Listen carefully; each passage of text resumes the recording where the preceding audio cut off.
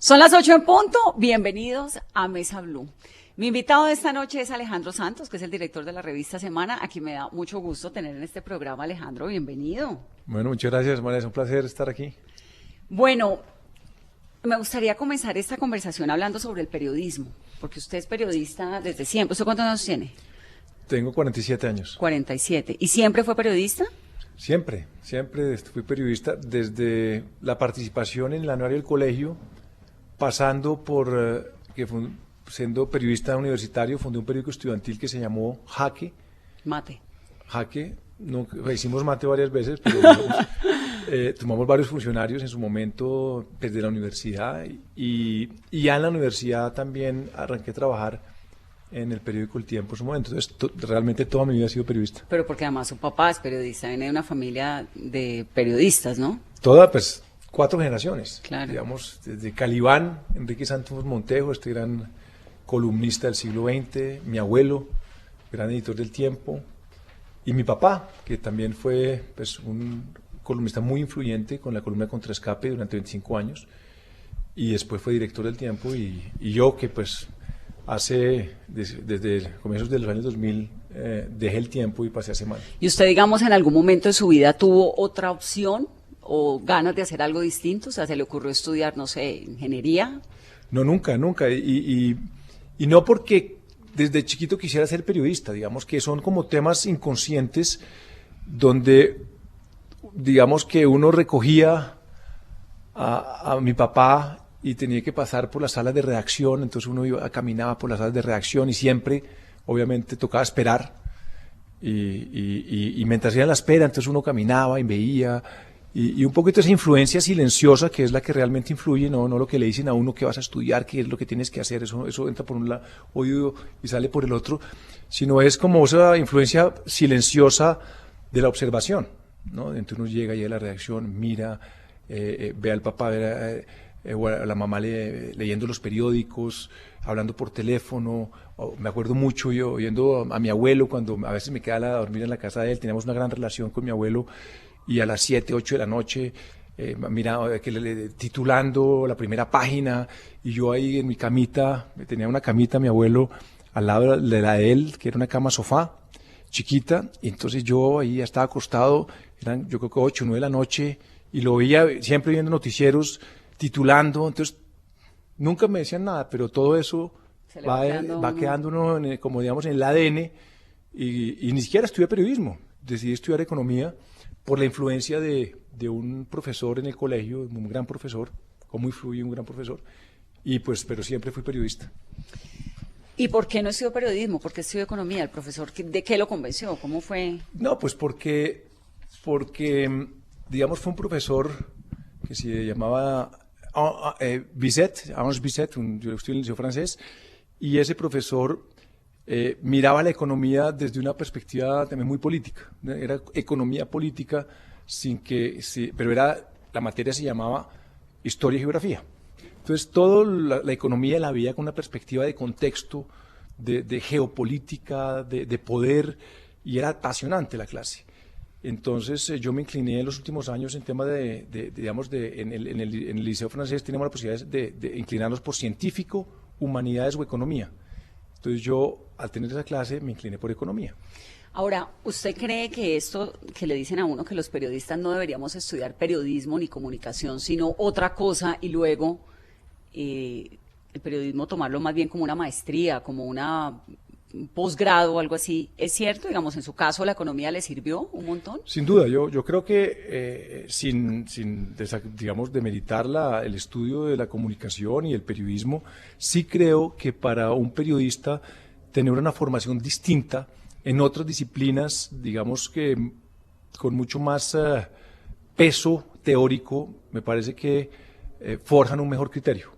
Entonces, digamos que un economista, un administrador, un abogado, pues un politólogo, me parece que tienden a tener una concepción a veces teórica para interpretar mejor la realidad. ¿Qué es lo que hacemos los periodistas al final? Que es lo que hacemos los periodistas. Entonces yo creo que no quiere decir que una persona que estudie periodismo no tenga ese criterio, ni mucho menos.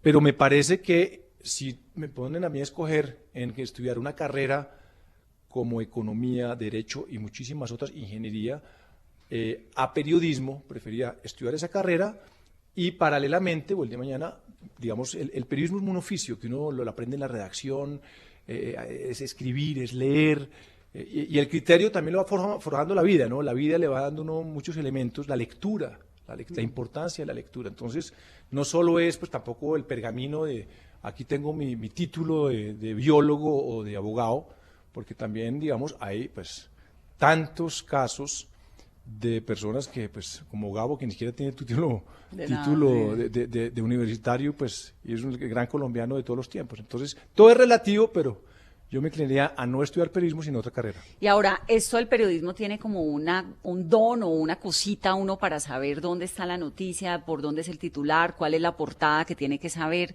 ¿Eso se aprende o eso cómo se logra?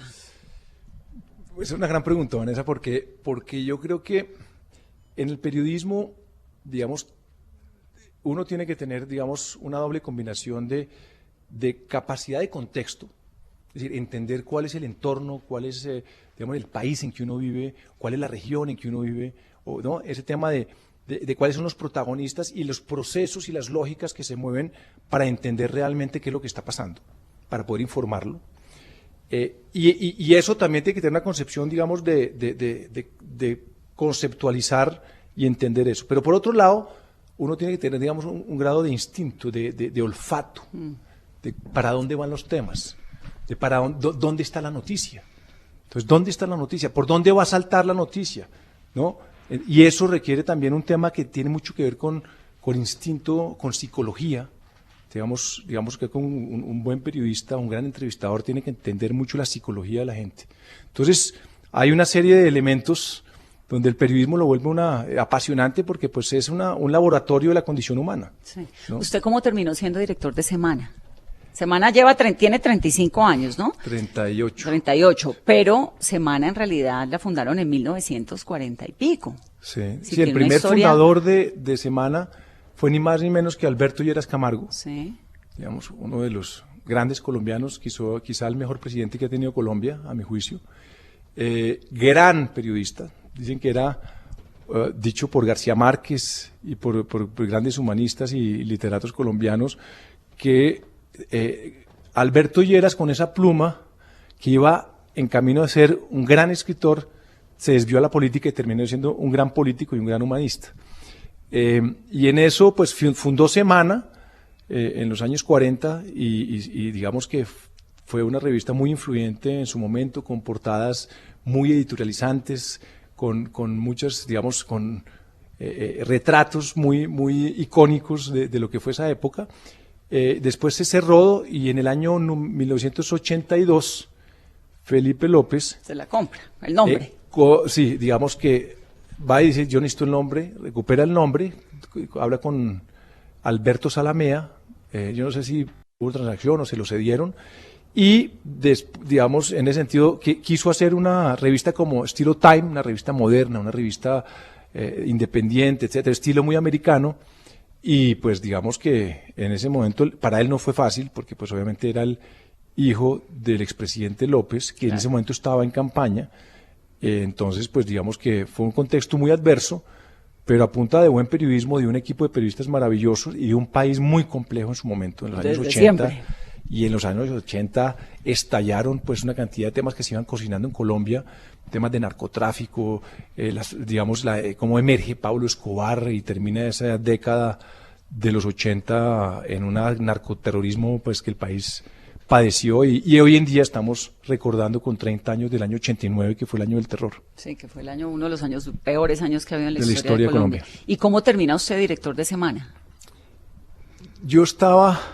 En el tiempo. Yo estuve en el tiempo, entré al tiempo, hice toda una carrera, estuve en redacción internacional, estuve de editor nocturno, que fue una gran experiencia, digamos, con periodistas trasnochando toda la noche con todo el equipo, y digamos, volví a revivir la unidad investigativa que habían fundado hacía 6, 7 años Daniel Samper y Alberto Donadío, en el tiempo, y la revivimos, creamos el equipo, y de ahí digamos, cuando estaba en la unidad investigativa, que después de 5 años, 6 años de estar en la unidad investigativa, me fue a estudiar al exterior.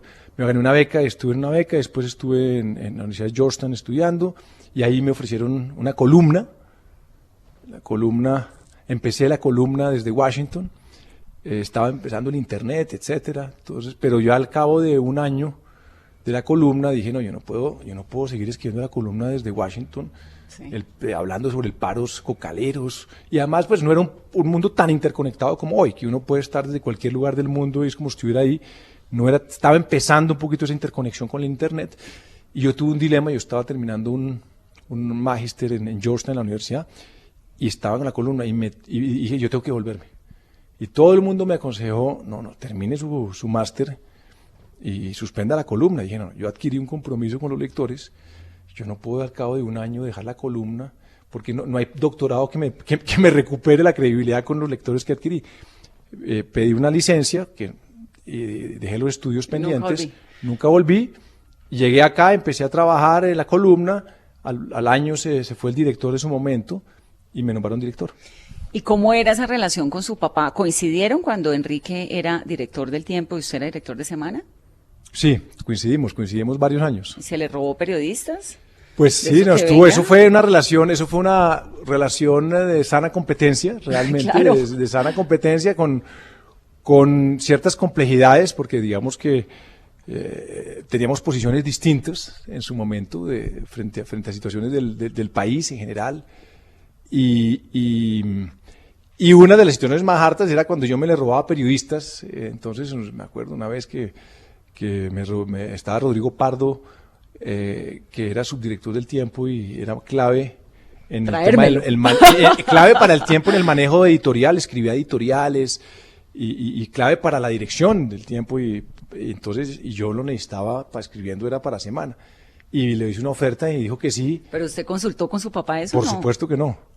Por supuesto que no. Yo dije, no, yo voy a ofrecer, esto no es, esto es profesional. Y le hice la oferta, dijo, buenísimo, me voy para allá. Y cuando recibo la llamada de mi padre, enfurecido, que cómo se te ocurre, que es el daño que me estás haciendo. Y yo le dije, bueno, pero sí, pero es que esto es una oferta laboral. Pero es que no te das cuenta. Le dije, no, entonces, bueno, pues mejor dicho, yo con la bocina así, dije, bueno, pues haz una mejor oferta, ¿qué quieres que haga? Bueno, tunk.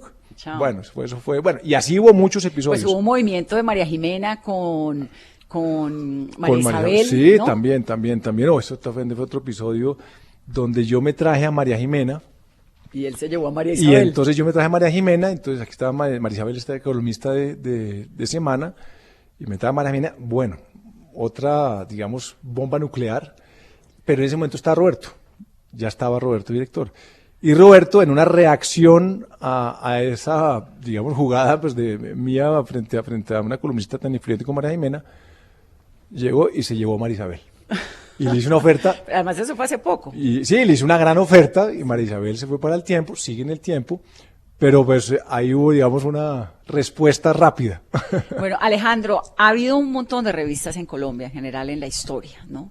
Y digamos, uno lo que ve, Cambio, que fue una gran revista, Alternativa, bueno, Alternativa se acabó, Cromos en su momento, fue también una revista muy influyente. ¿Qué ha hecho que Semana haya sobrevivido durante tantos años a tantos gobiernos tan distintos? Pues yo creo que Semana tiene varias características que hacen que sea una revista tan influyente en Colombia, una marca, pues digamos, de tanta credibilidad y que hoy en día siga tan vigente, a pesar de un poquito de tanta competencia, de la democratización de lo digital, etcétera. Y es que por un lado, pues ha tenido un sentido crítico muy fuerte, ha tenido una gran independencia, ha tenido un periodismo de investigación que ha marcado la pauta en muchos de los escándalos. Pero Cambio lo tenía también, por claro, ejemplo. pero voy a hacer un pedazo. Es decir, es sentido crítico, capacidad de análisis y capacidad de investigación, digamos, y con unos columnistas, digamos, una oferta muy completa entre temas y portada, análisis, columnistas, etcétera. Pero por otro lado, también tiene un peso muy importante en que es una revista para toda la familia. Y eso es uno de los intangibles que la gente no ve. porque muchas revistas o medios son, digamos, para el jefe de hogar, un concepto un poquito elitista. Sí. Claro, y son, entre comillas, ladrillos pesados, donde, pues, digamos que la familia como tal, ¿no? Esa es la revista de mi papá o de mi mamá, que es una gran ejecutiva, pero nosotros no. Semana uno pone la revista en la mesa de una familia y la puede leer el papá, la lee el ministro, la lee la estudiante de colegio de 16 años que le interesa su país, que quiere saber qué está pasando. Mamá, ¿qué pasó con el ELN? Tiene 15 años, ya se preocupa, ve las noticias, coge la revista y la cosa y le parece agradable. Entonces, tiene una variable muy intangible y muy poderosa para nosotros dentro de la dinámica interna de las reuniones, de los temas, que ya no son los temas duros, judiciales, escándalos, política, etcétera, sino son los temas más blandos, pero igualmente importantes, que hacen que la revista que airean, que refrescan. La columna, por ejemplo, al final de Daniel Samper, donde le apostamos a la sátira política, en un momento en que nos dieron mucho palo por cuando le ofrecimos la columna a Daniel Samper, que cómo nos ocurría una columna de humor en semana. Pero pues miren cómo es de influyente hoy esa columna, los caricaturistas, las confidenciales. Entonces eso es como una receta que yo creo que ha hecho que siga vigente. Esta inversión tan grande que han hecho los Gilinski, que es el 50% de semana, que además llama un montón la atención porque generalmente sus acuerdos económicos son 49-51, ¿no? Para que si hay que tomar una determinación haya alguien que pueda decidirlo más. En el caso de ustedes queda 50-50. ¿Qué tan garantizada está la independencia de semana? Digamos, usted como director hoy en día, cuando se para mirando lo que viene este año, lo que viene en los años venideros, con el abuelo Gilinski, entrado en años, con el papá no sé si tenga tanto interés en semana, pero con el nieto de 33 años, ¿cuántos años tiene el nieto de Gilinski? 34, creo. 34 años, con obviamente un interés en manejar un medio como semana. ¿Cómo lo ve? No, pues yo creo que lo primero pues es que la independencia pues queda totalmente garantizada. Uno, porque es presidente 50% y no 51%. Entonces no hay mayoría. Entonces eso yo creo que es un equilibrio muy importante que juega a favor de la independencia. Entonces, digamos, aquí no hay mayoría, sino hay un equilibrio. Un equilibrio que tiene que resolverse en unos mecanismos internos, pero es un equilibrio. Es decir, nadie puede decir es que yo soy el mayoritario, entonces en ese sentido hay un equilibrio. Lo segundo, que en todo el acuerdo de accionistas y los estatutos va a quedar protegida la independencia, entonces los contenidos, entonces eso queda totalmente protegido. Entonces hay un equilibrio de accionario y hay unos estatutos y un acuerdo de accionistas que protegen el contenido. Entonces, y en eso, pues digamos que yo creo que periodistas como los que han pasado por semana, los que estamos en semana, pues lo único que vamos a hacer es que vamos a proteger ese contenido. O sea, hemos visto la influencia que tienen los columnistas en semana. Bueno, que tal María Jimena. María Jimena, Daniel Coronel, Daniel Samper, son muy críticos, muy críticos. No, muy críticos. ¿Quién le va a decir a María Jimena, no, mijita, esa columna? No, por eso. Entonces, digamos, en ese sentido yo creo que ellos se dieron cuenta más de la importancia de Semana ha sido lo que ha sido precisamente por esa independencia, por esa libertad de decir todo lo que hemos dicho, de la capacidad de poder investigar y poder denunciar. ¿Pero no pensaban los Santos lo mismo antes de vender al planeta al tiempo? Sí, digamos que son temas que han pasado a nivel mundial en todos los medios de comunicación. Lo importante es cómo, digamos, y hay experiencias de experiencias. Entonces uno dice, bueno, la experiencia de Jeff Bezos con el Washington Post. Bueno, pero es que ese es maravilloso porque le metió una plataforma tecnológica, la de Amazon, digamos, ¿no? Eso es lo que se necesita. Totalmente. Pero entonces, no es un empresario. Entonces, si es un empresario, es un emprendedor. Entonces, ¿qué pasa? Es un emprendedor que tiene la compañía más grande del mundo, que nació en la tecnología, que entiende la tecnología, que se mueve muy bien en el mundo digital y que entendió con la compra del Washington Post que los medios de comunicación del futuro, del presente y del futuro, tienen que tener un gran contenido y unas grandes plataformas tecnológicas para que ese contenido fluya y entender las audiencias y leer las audiencias a través de una fuerte tecnología. Y en ese sentido, él, digamos, fue una referencia, claro, el hombre más rico del mundo, ¿no? No, pero además es que el tipo es de una pilera porque le acaba de publicar la carta al medio que lo quiere fregar por su romance y por su amantazgo, ¿no? Con esta periodista, y no lo publica en el Washington Post, sino que lo publica en otro medio. Es decir, no me meto con mi periódico, mi Washington Post lo dejamos quietico para cosas serias, y mis romances y mis respuestas lo publico en otro. Digamos, es como un ejemplo clarísimo de independencia, pero de nuevo, Besos no es Gilinski, no es Ardila, si se quiere, Santo Domingo. Bueno, Santo Domingo, pero que ¿qué es el pasa? dueño de esta casa editorial, hay una independencia, o por lo menos yo como periodista lo puedo decir, ¿no? Por eso, entonces yo creo que el tema es que hay casos de casos, y cada caso tiene su manera de mirarlo, y hay casos buenos y hay casos malos. El caso del New York Times, es un caso distinto, digamos, un momento difícil para el New York Times hace 6, 7 años, entra como socio Carlos Slim con el 17%, si no mal no equivoco, es un socio fuerte donde le inyecta capital en un momento muy difícil del New York Times, mientras empieza a hacer un nuevo esquema de modelo de negocio de suscripciones que hoy en día está empezando a funcionar y que tiene unas perspectivas maravillosas, pero fue un momento donde necesitaron unos socios estratégicos, en ese caso Carlos Slim era el hombre más rico del mundo. Entonces, casos digamos, obviamente esos son casos en Estados Unidos. Lo importante acá es que digamos, el aporte que pueden tener estos socios.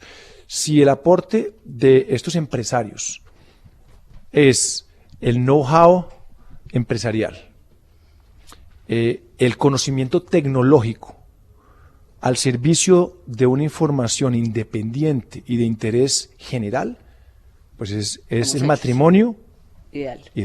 ¿Hay matrimonios ideales? Con todas las tensiones que tiene un buen matrimonio. Con todas las tensiones que tiene, sí, porque no hay matrimonio fácil, pero digamos que, y siempre va a haber tensiones, yo creo.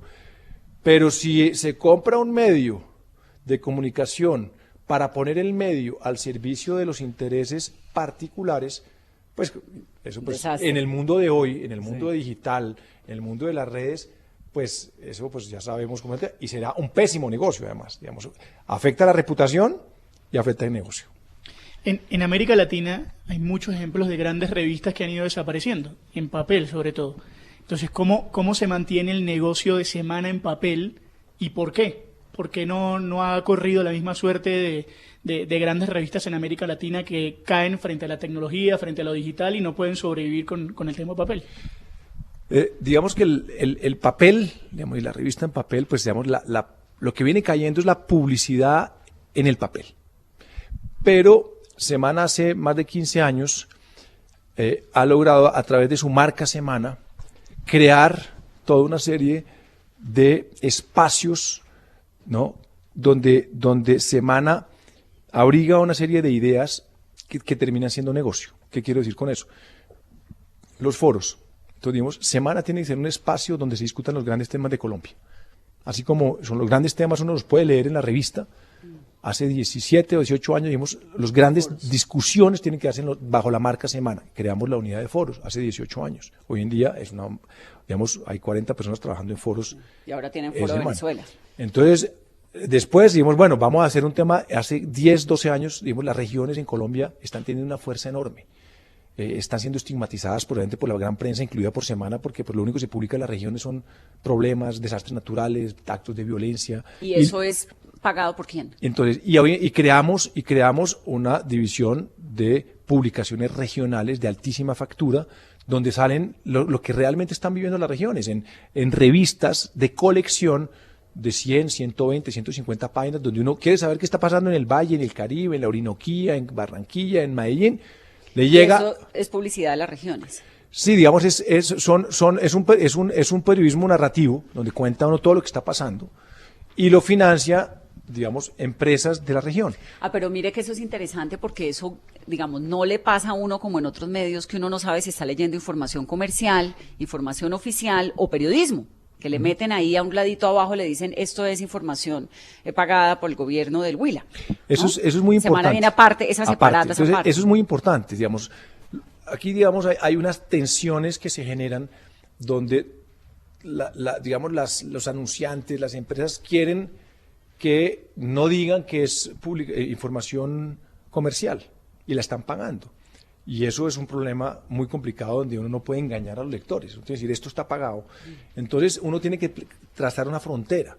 No quiere decir que uno no haga ese tipo de publicaciones, pero uno tiene que decir, entonces nosotros ciertas publicaciones o son publicaciones aparte o tienen que tener un diseño distinto donde se muestre que esto es un tema que tiene un tema aparte, que está impecablemente bien hecho, tiene que ser impecablemente bien hecho, pero hay una frontera donde el televidente, el lector, el usuario de Internet se da cuenta que eso tiene un origen que es un origen económico. Entonces eso es importante. Vamos a hacer una pausa en esta conversación. Usted me decía hace un momento, que cuando Felipe López fue a comprar Semana o adquirir o a como quiera el nombre de la publicación, tenía esta disyuntiva porque su papá estaba en campaña.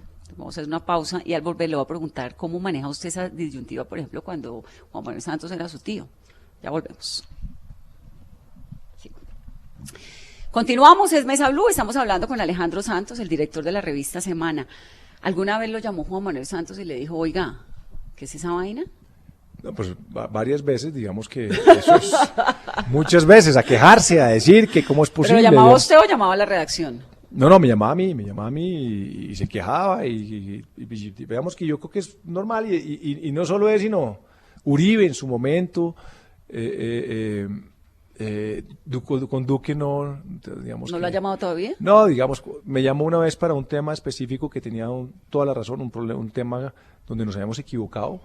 Y yo en ese sentido, yo creo que, pues, que un ministro, que un presidente, o que llamen a un director a decirle, óigame, su portada fue una injusticia por A, B y C.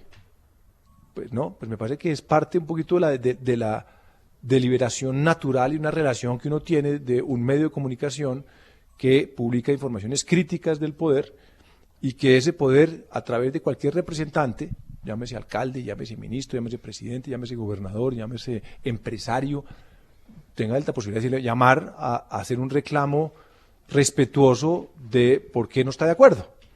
Pues yo creo que eso es normal, perfectamente normal. Entonces uno dice, claro que sí, pero es que me da pena, pero A, B, C es lo que está pasando, estoy en desacuerdo con usted, porque esto.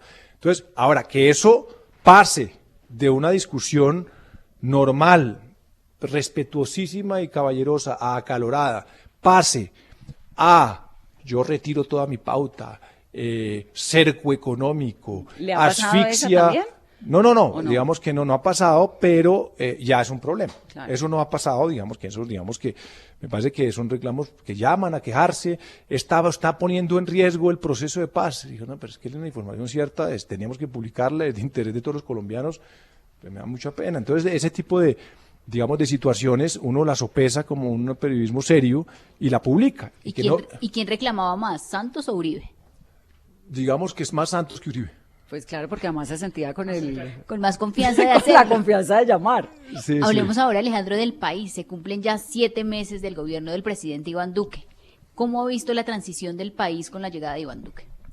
Pues yo creo que el primer semestre, digamos, mientras Duque se fue acomodando, digamos, había como una sensación de que al presidente le faltaba un poquito de marcar su liderazgo y había un poquito de preguntas de cuál iba a ser el tono, el talante del nuevo presidente.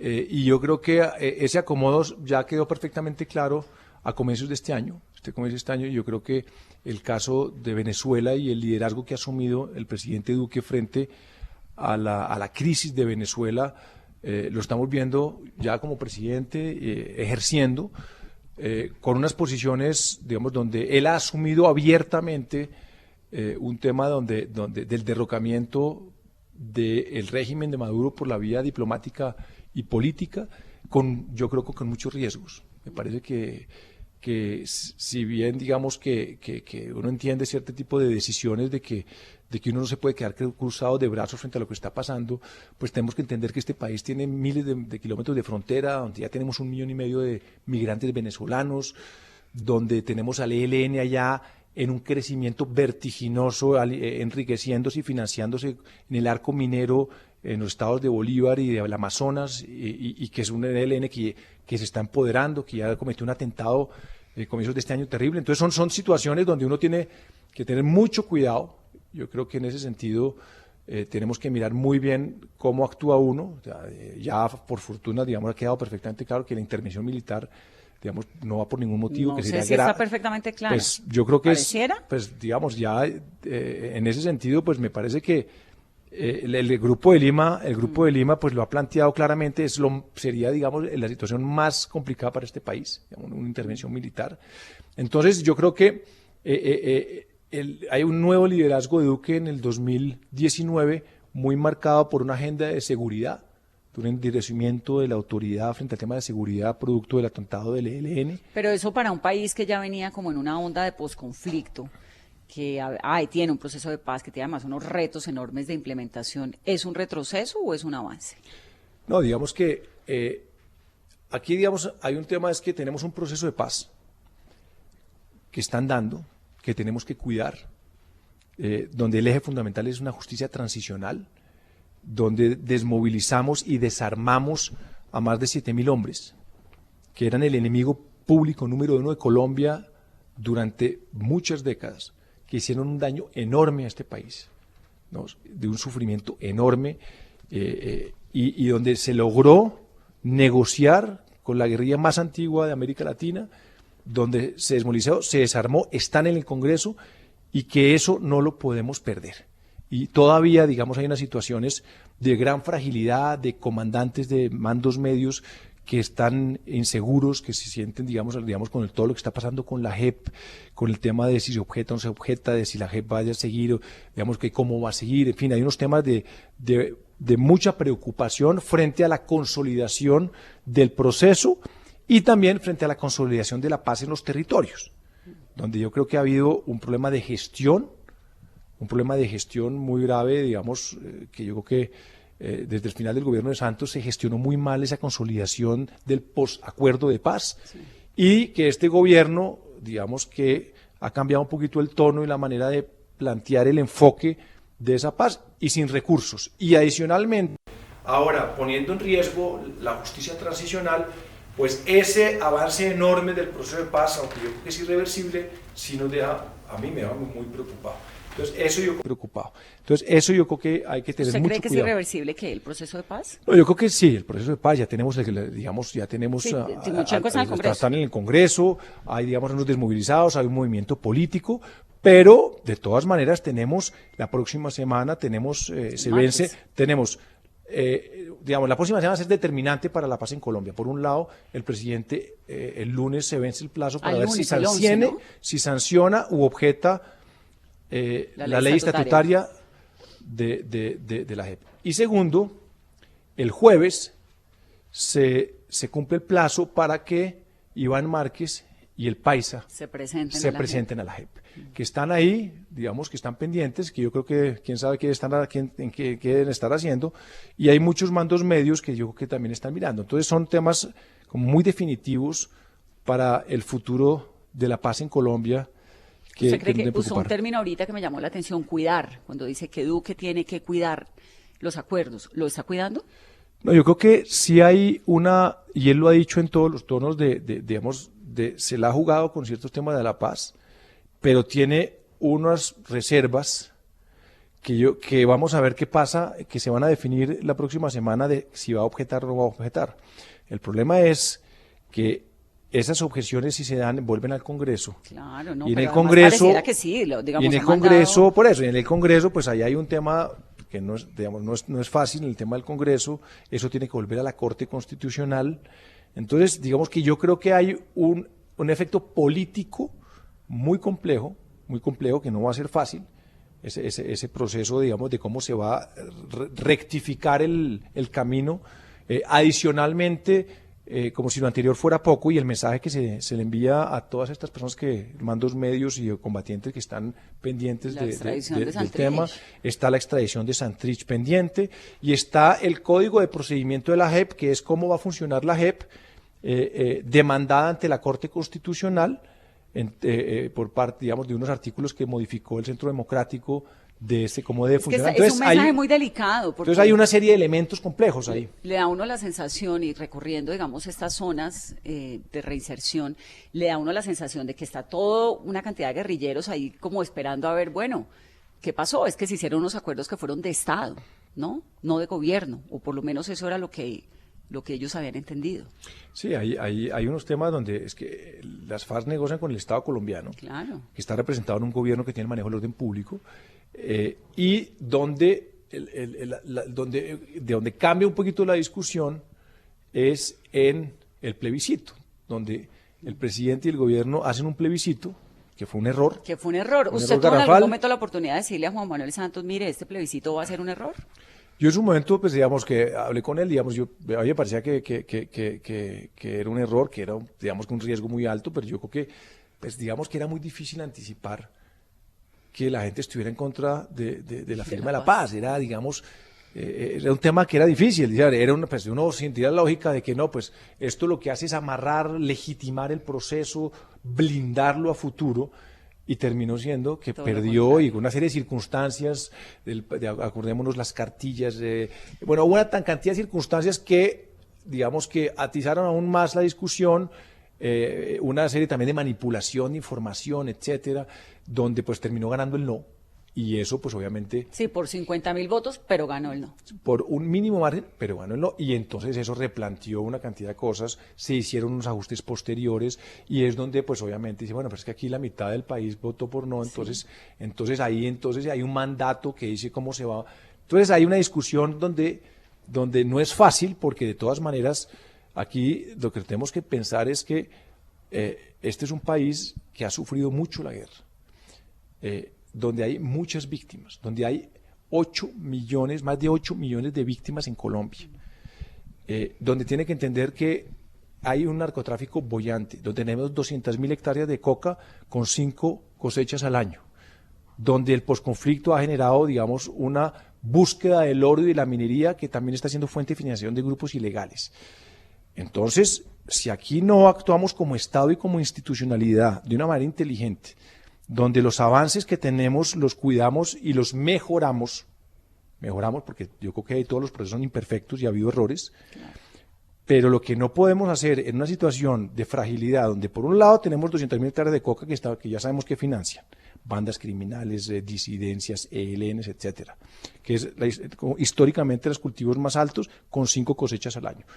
Por otro lado, no cuidamos los procesos que hemos avanzado, como hemos desarmado 7.000 hombres de las FARC, donde hay unos mandos medios que se han acostumbrado a hacer la guerra, que están pendientes de que si les hicieron conejo o no, donde hay otros 2 que son, o varios que son grandes, que están pendientes, donde tenemos un ELN que se resguarda en Venezuela, donde tenemos un gobierno al vecino país que ojalá se caiga pronto, pero si no se cae se nos vuelve un problema. Entonces son los factores donde tenemos que como Estado, y yo creo que como clase dirigente, entender eso y empezar a dialogar y mirar cómo seguimos avanzando en una realidad que hemos avanzado, pero que podemos retroceder En un año. en un dos- año en 2 meses. rápidamente. Sí, de acuerdo. Y eso pues yo creo que no lo perdonarían pues miles y millones de víctimas que ven que este país, digamos, estaba Un poquito cambiando. más allá. Pero ¿cómo consolidar ese optimismo hacia la consolidación de la paz cuando esta semana la JEP, que es la columna vertebral del acuerdo, se ve ya salpicada por un escándalo de corrupción en uno de los casos más emblemáticos como el de Santrich? Pues yo creo que son situaciones que pasan. Yo creo que eso fue muy lamentable. Es un episodio donde yo creo que está quedando claro que ese fiscal delegado es un bandido, Bermeo. que se está metido en negocios ilícitos de una manera complicada, que está por definir un poquito qué relación y cómo está Santrich involucrado. Eso yo creo que está por definir. Yo no me atrevería en este momento a hacer ningún tipo de juicio porque es un caso complejo y es un caso que no está claro, ¿no? Por ahora es un señor que tiene un pasado nefasto que terminó en un cargo que no ha decidido terminar en la JEP, que sí le golpea la credibilidad de la JEP, pero no por eso no podemos decir que entonces toda la justicia transicional en manos de la JEP ya quedó en entredicho. No, pues eso es como cuando Luis Gustavo Moreno, el fiscal anticorrupción, terminaron extraditando a los Estados Unidos. Entonces eso significaba que toda la fiscalía tenía que ser... Entonces el señor Gustavo Moreno era el jefe anticorrupción de la ¡Anticorrupción! fiscalía. Eso no quiere decir que toda la fiscalía esté corrupta. Lo que ha pasado con el La ejército, corte. con las manzanas podridas, no quiere decir que todo el ejército, ni por lo contrario. Entonces, es más, digamos, esos son episodios donde lo que tiene que hacer es, en vez de tapar, sacar a todas las manzanas podridas y recuperar, digamos, sentido la credibilidad de las instituciones. Entonces yo creo que en este momento la JEP está atravesando un momento difícil por ese episodio, cuya relación con Santrich está por definir, y donde pues yo creo que la JEP va a tener que empezar a trabajar en su credibilidad con su trabajo y con sus resultados. ¿Pero la están dejando trabajar? Es que estamos definiendo el futuro de la JEP. Yo creo que estas semanas, claro, tiene muchos enemigos, la JEP tiene muchos enemigos. ¿Por qué? No, porque digamos que hay muchos sectores que no confían, en la JEP porque sienten que está parcializada, sienten que muchos de sus miembros reflejan solo una parte, digamos, más tendiendo a la izquierda. Y yo creo que son temas donde uno se manejaron con un proceso transparente, abierto, y donde, vamos, déjenla trabajar. Primero, denle las herramientas, denle el contexto, denle la normatividad, denle el procedimiento. Sí. Y bueno, hay casos como estos que le hacen daño. La JEP salió a decir, si este señor es un bandido, pues que lo metan a la cárcel, esto es un total. Pero digamos que aquí hay que valorar temas por sus resultados y por sus decisiones. Los más extremistas en torno a la protección de la JEP, lo que argumentan es que hay tantas verdades en medio del conflicto de Colombia. Obviamente cuando hablan de verdades pues se refieren a vínculos entre el poder, los militares, etcétera, con grupos paramilitares sobre todo, o con unos episodios de violencia aterradores en la historia reciente de Colombia, y que no conviene que la verdad se conozca. ¿Qué tan válido le parece ese argumento? Yo creo que es muy cierto. Creo que es muy cierto porque, digamos, en este país durante muchos años hubo relaciones entre distintos sectores con la ilegalidad y con grupos ilegales. Muchas relaciones de complicidad abierta y muchas relaciones donde la gente no tenía otra opción que colaborar o ponía en riesgo su negocio o su vida, ¿no? Y ese tipo de relaciones se dieron en todo el territorio nacional con grupos de paramilitares, con guerrilla, hoy en día pues con bandas criminales. Pero la JEP le ha abierto las puertas también. Entonces, a esa gente. Entonces, ¿qué pasa? Que en la medida en que la JEP sea un espacio para que la gente ventile la verdad, que es parte esencial de esa justicia reparativa de transicional, donde la gente diga la verdad y el país conozca qué pasó, pues hay mucha gente que no quiere que salga la verdad. Eso es un hecho clarísimo. Y es un tema, y es parte fundamental de lo que es una justicia transicional. Y es, bueno, aquí vamos a hacer un tema donde, como queremos la paz, vamos a sacrificar un poco de justicia por la verdad. Por más verdad, entendiendo que hay mucha gente y muchos sectores que están involucrados que no quieren que esa verdad se conozca. ¿Es adecuada la posición del presidente Duque con respecto al tema de Venezuela? Yo creo que me parece muy arriesgada. Me parece que yo entiendo que Colombia pues es el país más afectado con este proceso. Me parece que el presidente ha jugado un papel muy relevante, digamos, ha asumido un liderazgo muy claro, muy abierto. Digamos, a mí me hubiera gustado mucho más ese liderazgo mucho más silencioso, ¿no? Entendiendo que como lo que está haciendo Chile, por ejemplo. Un liderazgo más silencioso, a pesar de que puede estar moviendo mucho más, digamos, el mismo liderazgo, pero menos visible, con el grupo de Lima. Yo creo que en ese sentido pues fue un ejercicio y un liderazgo del propio presidente Duque con el grupo de Lima, pero llega un punto en que cuando ya está hombro a hombro con los Estados Unidos, con Trump, con Pence, cuando salen un bloque que dice que hay 5.000 tropas listas para entrar a Colombia, pues eso genera unos mensajes equivocados donde todas las opciones están abiertas, dando a entender que va a haber una intervención militar, pero al mismo tiempo el grupo de Lima dice por ningún motivo hay intervención militar. No, pues Brasil, Bolsonaro dice no, aquí no queremos intervención militar, el grupo de Lima dice no hay intervención militar, los Estados Unidos dicen las opciones están abiertas.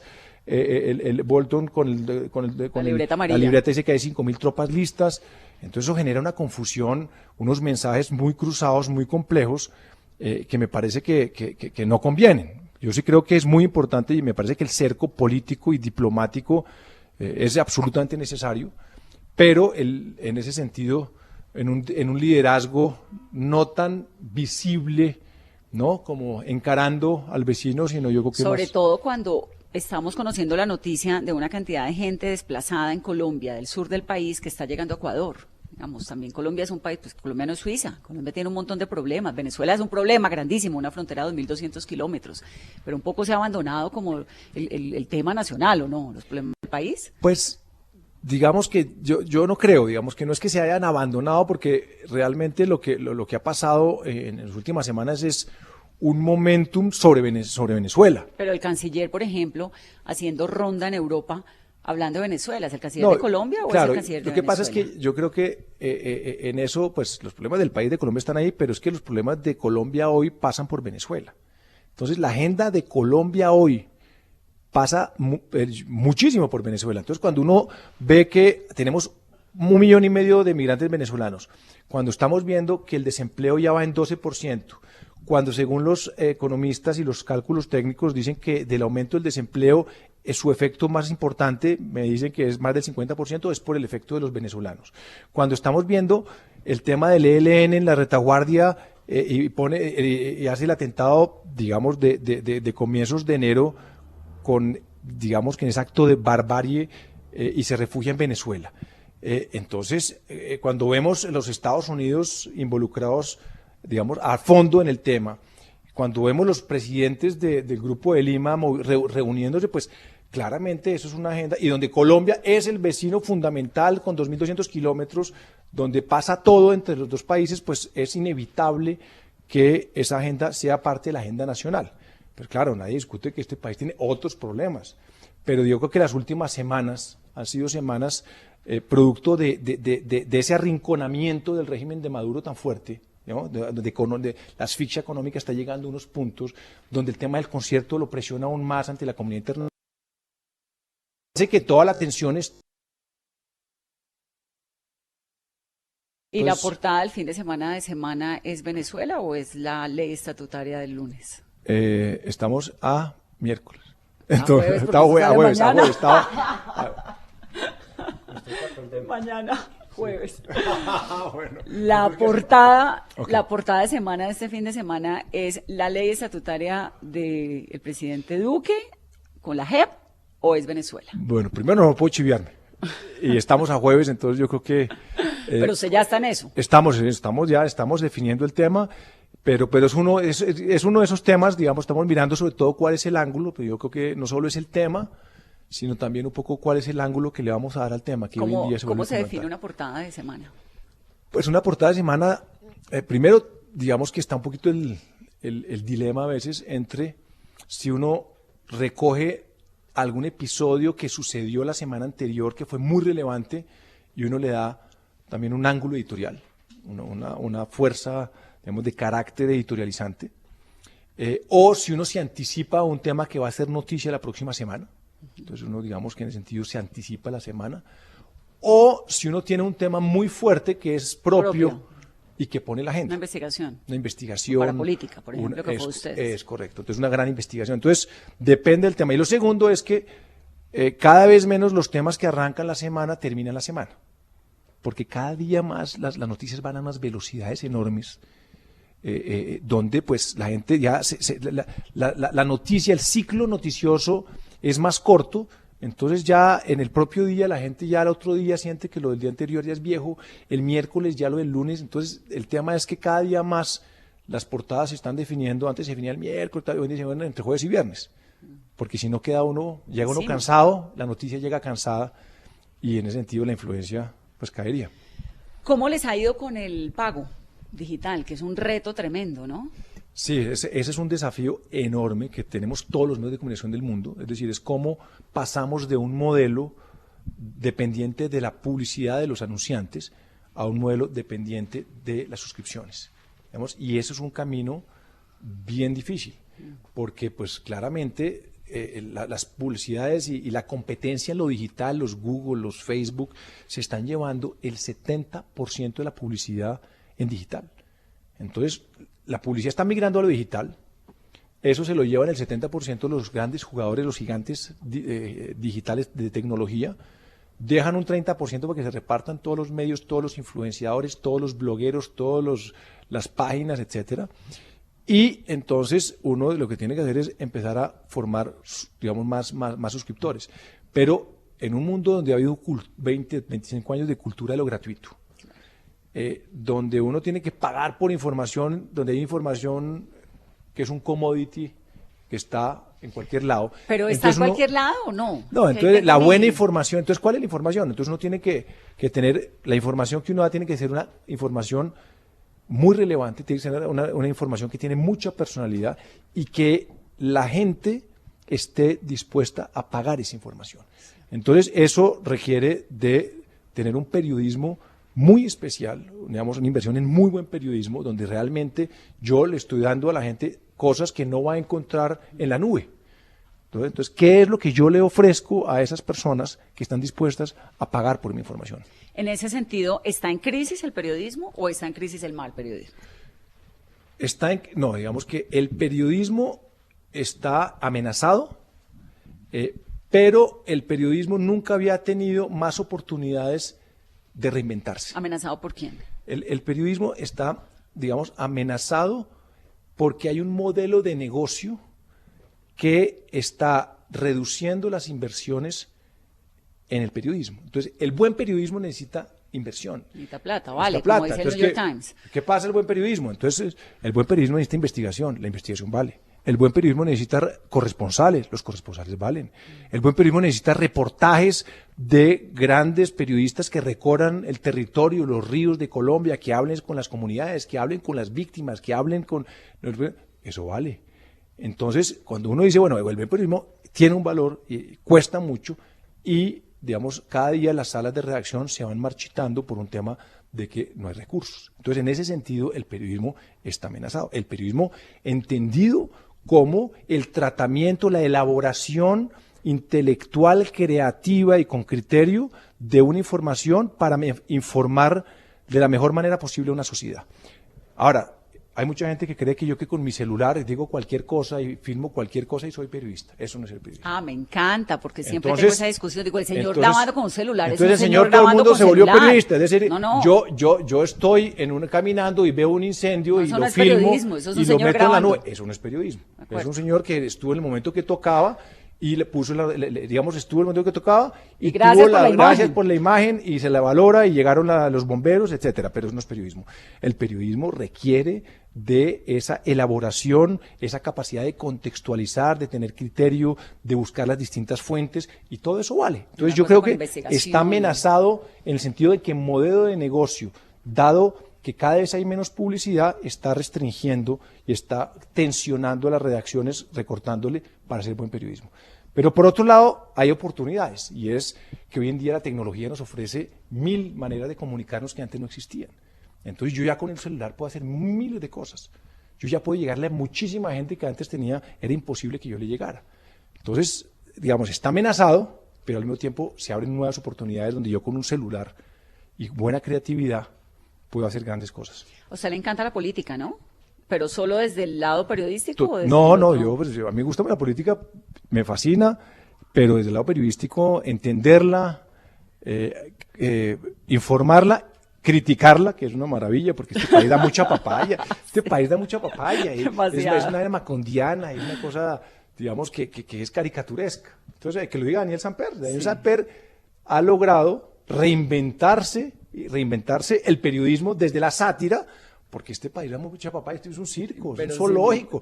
Y Daniel Samper logró decir, bueno, este país sí es un circo, y todos los días lo vemos en su canal, lo vemos en su columna, en donde pues, da mucha papaya los políticos de este ¿Pero a país. usted le gustaría lanzarse a algo alguna No, vez? no, para ¿Hacer nada. política? No, yo estoy aquí, ya de por sí estar en el periodismo, la política es una fuerte intensidad. Yo creo que uno desde el periodismo ejerce una influencia enorme. Y es, digamos, yo creo que en ese sentido se necesitan referencias de buen periodismo que influyan en la clase dirigente, en los liderazgos de este país, en los políticos de este país, ¿no? Para tratar de influir la política desde el buen periodismo. Yo creo Sí, que eso, destapando ahí esas ollas. está ejerciendo uno una influencia y un poder enorme, de tratar de que los que están allá hagan las cosas bien, porque si no están los periodistas como tú y yo, que estaremos ahí, digamos, vigilando, Dándolo criticando y denunciando cuando se equivocan o la embarran. Alejandro, gracias. No, muchas gracias, Vanessa. Feliz de estar acá. A ustedes que tengan un muy feliz resto de jueves. Esto es Mesa Blue y él es Alejandro Santos, el director de la revista Semana.